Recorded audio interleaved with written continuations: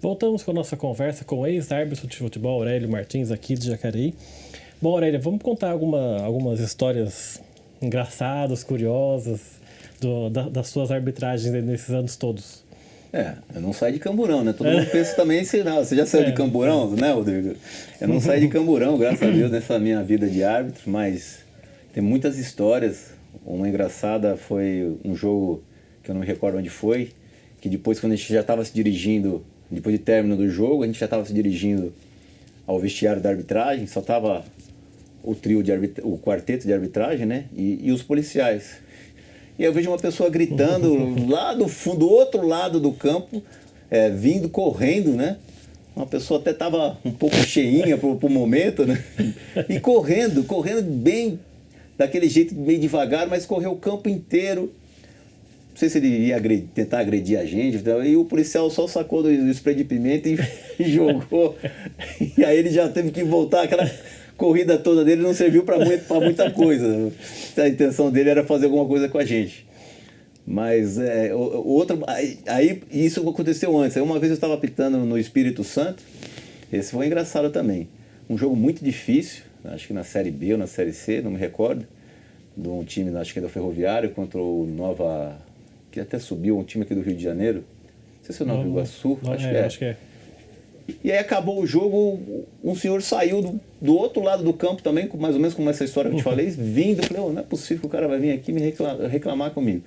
Ele veio, ele estendeu a mão, falou, eu sou médico da equipe aqui, eu vim de parabenizar. E o time perdeu, hein, Rodrigo? Vim te dar os parabéns, que foi o primeiro árbitro que eu vi que veio aqui e colocou ordem na casa. Eu falei, pô, muito obrigado. Não é toda hora que a gente vê isso. Pois é, exatamente. Então, assim, tem muitas histórias, 22 anos de arbitragem, né? Então tem muitas histórias, muitas que a gente também não pode contar, que são de bastidores mesmo. E como árbitro, assim, de várias divisões, você também conheceu várias cidades, né? Nossa, você vai para lugares que você nunca imaginou. Bastante. Isso que é o legal E você faz amigos em todos os estados, né? Como eu fiz parte do quadro da CBF, eu fui fazer o Sampaio Corrêa em São Luís Maranhão, fui em Brusque, viajei bastante. Florianópolis, Saquarema, Rio de Janeiro mesmo, o jogo do Vasco, o Flamengo ali em Volta Redonda, né, no estádio do... Então, o gostoso também disso é que você viaja bastante, você conhece o Brasil, e o Brasil é lindo, né? O Brasil é lindo, com um povo maravilhoso, então... Isso também foi muito legal da arbitragem, que me proporcionou, foi viajar bastante o Brasil. Menos quando tem jogo 11 horas da manhã, né? Aí não existe, né? Aí até os jogadores, tem um jogo do Corinthians que eu fiz, do seu time que não perdeu comigo, né? Lá em Presidente Prudente, naquela época, e os jogadores falavam, pô, professor, termina o jogo aí. Pô, não dá para eu terminar antes da hora, uma lua, um sol para todo mundo, o pessoal não estava aguentando. Mas acho que hoje já não tem muito, o pessoal acho que reclamou bastante com relação a isso, já parou um pouco com isso, né, Rodrigo? Você falou, antes da gente começar aqui a gravação, que você costumava gravar os seus jogos para ver depois e tal, né? Teve algum jogo que teve algum erro seu que depois você viu na televisão? Sim. É outra coisa que às vezes que o pessoal não sabe, não. Acho que o maior crítico é o próprio árbitro. Eu falei para você que eu gravava meus jogos, poderia chegar 3 horas, 4 horas da manhã em casa, vindo de viagem de um jogo, eu ligava a minha gravação e assistia o meu jogo para ver onde eu errei, para ver onde eu acertei. Inteiro? Inteiro. Só depois que eu ia dormir, eu assistia ele inteirinho, para ver o que eu já poderia melhorar para a próxima rodada. E teve um jogo em Campinas, que foi um lance muito rápido, a gente não tinha o VAR, aí por isso que eu acho que o VAR também hoje nos ajuda nisso, porque tem coisa que é humanamente impossível, o lance é muito rápido, E um jogo do Guarani, não sei se não lembro agora se foi Guarani e Português, mas sei que foi em Campinas, uma entrada no meio, em frente ao meu quarto árbitro, próximo do assistente número 1, só que foi tão rápido que nem meu quarto árbitro, nem meu assistente número 1 conseguiu visualizar, e da onde eu estava, eu achei que era para amarelo, mas a hora que eu cheguei em casa, que eu coloquei, era para vermelho. Era aquilo assim, então eu já fiquei mal, já fiquei aquela semana toda me remoendo, falei, pô, como é que eu deixei passar isso? Então, por isso que eu falo que o maior crítico é o próprio árbitro, ele já tem uma autocrítica assim, tremenda de errar. A gente não vai lá para querer errar, a gente vai lá para acertar, mas aí o erro nos incomoda também. Teve a história do Emerson Sheik também, que você falou que estava com problema na transmissão, né? Sim, foi verdade. Tava fazendo esse jogo que eu falei que o pessoal estava reclamando do calor, era no primeiro tempo ainda, e saiu que a gente chama uma bola longa, saiu da zaga, uma bola pro Sheik lá na frente, e a minha bandeira não estava naquela época era com bateria, não era de carregar, não estava muito boa, não estava muito boa a bateria, então eu olhei pro meu assistente para ver se ele tinha levantado a bandeira e não. E quando eu olho, o Sheik já estava no chão e a torcida já... Só que eu não posso marcar algo que eu não vi, né? E meu assistente poderia me ajudar, né? Nesse caso, se ele tivesse visto alguma coisa, mas ele também não falou nada. Mas aí, então, quando eu olho pro Sheik no chão, segue o jogo, aí acabou o primeiro tempo, o Sheik veio falar comigo: pô, professor, o senhor não me viu, né? O senhor não viu a falta, né? O senhor olhou pro bandeira na hora que eu falei: pois é, Sheik, minha bandeira não tá legal aqui. Não, tudo bem, isso acontece. Bola pra frente. E são lances, assim, de milésimos de segundo, né? Eu perguntei no primeiro bloco do treinamento para ver o impedimento, e na hora do jogo, para você particularmente, o que era mais difícil de marcar assim na hora? Por exemplo, o impedimento que você tem que contar muito com o auxiliar ali, ou é algum tipo de outra situação, de outra falta? O que é o mais difícil?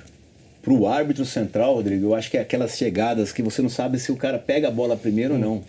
Né? Porque é uma chegada muito justa, que eles chamam de chegada justa, que é humanamente impossível. Né? O cara, principalmente dentro da área, ali que é o terror pra gente. A gente quer acertar, a gente quer olhar, mas aí você não consegue ver se o cara pega primeiro a bola para depois pegar o zagueiro, o atacante, né? Naqueles carrinhos, né? Então, pro árbitro, eu acho que esses lances mais ajustados de carrinho são os mais difíceis. Porque, de novo eu falo, tem coisa que é humanamente impossível. O pessoal reclamava muito, trabalhei muito como aquele árbitro adicional. Você lembra aquele árbitro adicional que ficava do lado do gol? O pessoal chamava de espantalho. Mas ali, a gente ajudava bastante. Eu mesmo como árbitro adicional, eu cheguei a dar uns 3, 4 pênaltis, trabalhando na função de árbitro adicional, porque o árbitro não conseguiu enxergar. Acho que eu dei 2 ou 3 gols, que a bola entrou só um pouco e eu que finalizei mostrando que foi gol. Só que o pessoal só viu os erros. Só que é humanamente impossível. Teve eu nunca esqueço acho que foi até aquele que era FIFA em Minas, que eu esqueci o nome dele. A bola bateu no travessão, bateu embaixo, só que bateu dentro, né? E saiu, só que quando você vê que bate no travessão, que você olha para baixo, a bola já tá voltando. Você já não viu mais ela bater embaixo. Então, assim, é muito rápido. Tem lances que é humanamente impossível e, mais uma vez, o VAR veio nos ajudar nisso. E dá para você, na hora do jogo, se concentrar absolutamente no jogo e não ouvir a torcida quando, por exemplo, começa a xingar o juiz? Mas você sabe que isso é verdade? Você desliga. Você desliga, Rodrigo. Só a hora que você para, né? Que você dá um pênalti, que você para, que aí você tá parado, aí você escuta os burburinhos. Mas a hora que o jogo você tá tão ali focado que você não presta muita atenção no que a torcida tá falando.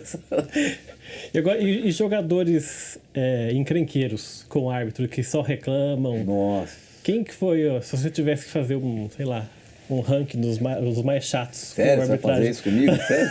Sério mesmo? Porque daqui a pouco a gente vai mostrar uma foto sua dando cartão pro Valdívia, por exemplo. E o Valdívia sempre, quando eu via os jogos, ele perturbava demais o juiz, né? Então, mas sabe o que é também? Tem muito assim, né? Uma vez um colega aqui de São José, ele foi num jogo do Palmeiras que eu apitei no Pacaembu. Ele conhecia um jogador lá do Palmeiras e antes do jogo ele entrou para conversar com o pessoal. Aí ele até falou, ele me conhece, meu amigo, falou, o cara que vai apitar aí eu conheço, ele é lá de Jacareí e tal. Falou pro Wendel, que jogava o lateral do Palmeiras. Aí o Wendel falou assim, mas esse árbitro a gente já sabe que não pode conversar muito. Então, assim, eles já sabem, eles já conhecem, é que eles testam muito. Então, por isso que você tem que se mostrar ali com autoridade, né? Com respeito, mas mostrando que você é autoridade no jogo.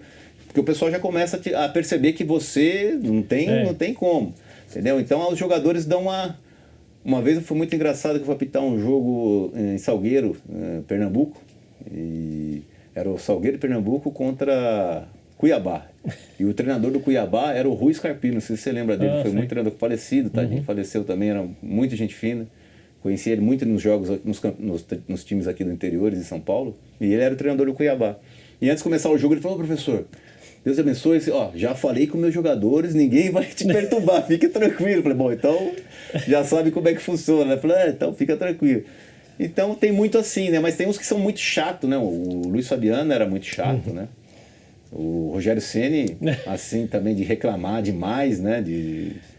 Eu acho que são os que eu lembro assim, mais de dar mais dor de cabeça. Mas quando acontecia assim, alguma coisa mais assintosa do jogador ir peitar o árbitro mesmo, reclamar, gritar, qual é a sua atitude? Você também gritava? Você falava, aqui não? Então, apesar que comigo isso nunca aconteceu muito, mesmo? Rodrigo. Então, exatamente, o pessoal já sabia, entendeu? Eu me colocava assim, com a autoridade e o respeito, mas com a autoridade, falava, nem vem, entendeu? E foi muito engraçado que uma vez saiu uma normativa da CBF que tinha muito árbitro deixando isso, nem fazer bolinho e tal. Só que eu nunca deixei.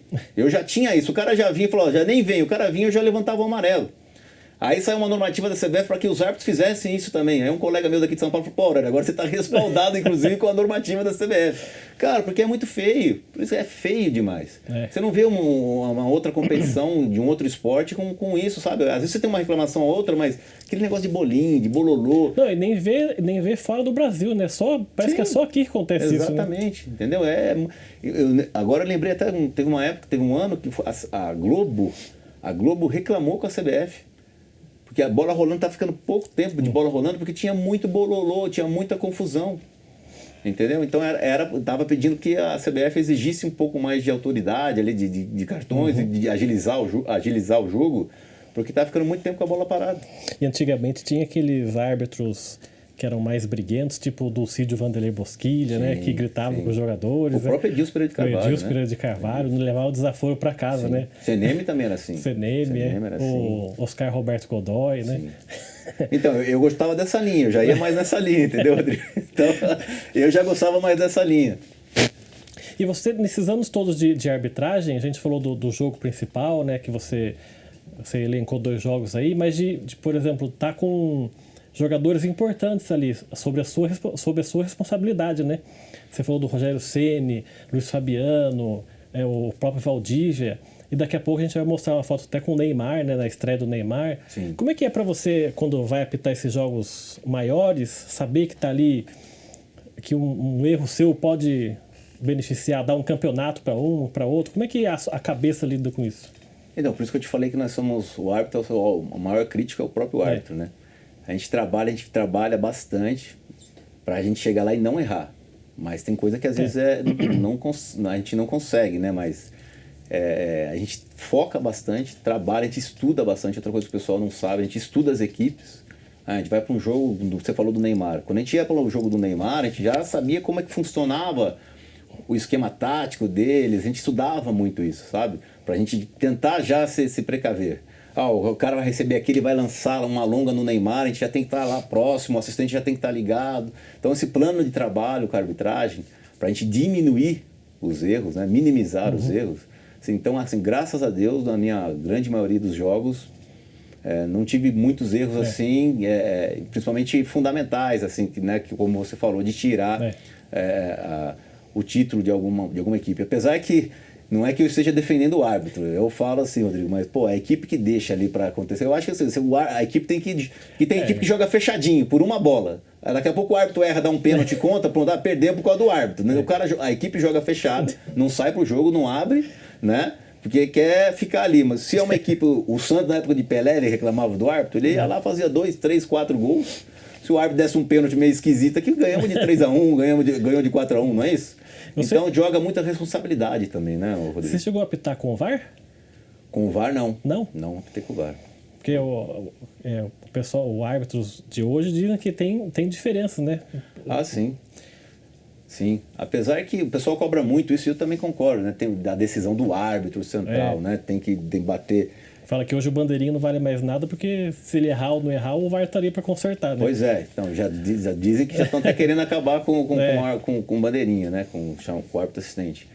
Mas o VAR, assim, eu torcia muito para que o VAR viesse, Rodrigo, para demonstrar isso. O quanto é difícil para o árbitro. Você é do mundo da TV, você sabe disso, que um ângulo de uma câmera, dependendo, você vê uma coisa. A gente pode citar o exemplo de dublês, né? O cara dando um soco, parece que está pegando. Quando você pega uma câmera, você acha uma câmera que não está pegando. Então isso demonstra o quanto é difícil para o árbitro. E demonstra que às vezes ele não está de má fé, mas aquele ângulo que ele está vendo, ele viu aquilo. Se ele tivesse num outro ângulo, ele poderia ver outra coisa. Então, assim, o VAR, o pessoal critica muito, né? Apesar que eu acho que poderia melhorar em algumas pela coisas. demora, né? Então acho que poderia melhorar em algumas coisas. É que também, por que existe a demora, Rodrigo? Porque eles também não querem errar. Pô, se tem o VAR e vai errar, aí que vai ser, entendeu? Então é melhor a gente demorar um pouco aqui, mas acertar. Mas aí por que também demora? Porque são várias câmeras que precisam ser analisadas. Entendeu? Agora, se nós tivéssemos 6 caras, cada um com uma câmera, ó, da minha câmera aqui não foi, você tá entendendo? Mas eles precisam analisar todas as outras câmeras. Justamente porque quer acertar. E dependendo da câmera que você está acessando, você vai ver uma coisa. Pra gente finalizar o bloco, eu queria que você contasse a história desse aqui. Eu queria que você mostrasse pra câmera lá e contasse a história desse símbolo aí. Da CBF, né? Oficial, né? Não foi bem esse, mas eu não achei E quando eu fui agraciado com a... Você também emociona um pouquinho. Quando eu fui agraciado com o meu primeiro escudo do CBF, quando o pessoal me chamou lá, a federação, ó, você foi convocado para conseguir o escudo do CBF, você vai fazer os testes. Aí quando eu consegui o escudo do CBF, ele vinha assim, que a gente chama de bolacha, né? Hoje já vem mais, mas ele vinha solto assim. Eu trouxe nos envelopes e chamei meus pais para comer em casa, né? Umas pizzas. E aí, quando a gente estava comendo assim, eu peguei o envelope e dei pro meu pai. Aí meu pai abriu o envelope. Ele viu, não acredito. Falei, pai, agora eu sou árbitro da CBF. E aí ele falou assim, agora eu vou ter que pagar a minha promessa. Falei, como assim, pai? Promessa? Não tinha falado nada para mim, Rodrigo. Falei, que eu tinha prometido para Nossa Senhora Aparecida que se você conseguisse chegar na CBF, eu ia daqui de Jacareí até Aparecida. Olha. E o bichinho era cardiopata, já tinha colocado stent, não lembro se ele já tinha feito a cirurgia, tirou um pedaço no pulmão por causa de câncer. Mas você sabe que o bichinho foi daqui de Jacareí até Aparecida. Então, quando eu entrei na CBF, isso me marcou bastante. Uma bolachinha, um escudo da CBF, né? Que é outra coisa, que às vezes o pessoal não sabe o quanto é difícil pro árbitro chegar. É como se fosse a seleção brasileira ali, né? Sim. E o quanto que não é só você, né? Tem toda a sua família que torce por você, seus pais, a sua esposa, né? Então, isso me emocionou bastante. Tá certo, vamos fazer então mais um intervalo aqui. O Gente em Destaque volta daqui a pouco. Até já.